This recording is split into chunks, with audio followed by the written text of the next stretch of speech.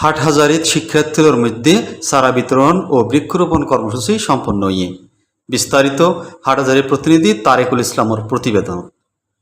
হাটহাজারীর সামাজিক ও মানবিক সংগঠন মির্জাপুর মানবিক অক্সিজেন সেবার বৃক্ষরোপণ ও চারা বিতরণ কর্মসূচি সম্পন্ন হয়ে শুক্রবার 10টার দিকে আনুষ্ঠানিক কার্যক্রম শুরু হয়।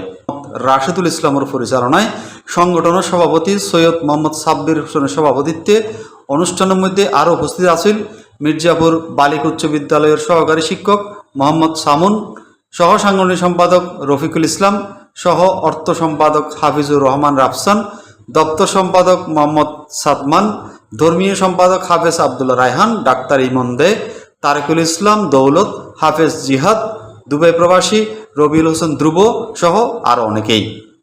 অনুষ্ঠানত বক্তব্যে বৃক্ষর উপকারিতা ও পরিবেশের লাই বৃক্ষের বিভিন্ন গুরুত্ব তুলে ধরে বক্তব্য রাখেন। Desk report, Chatga TV.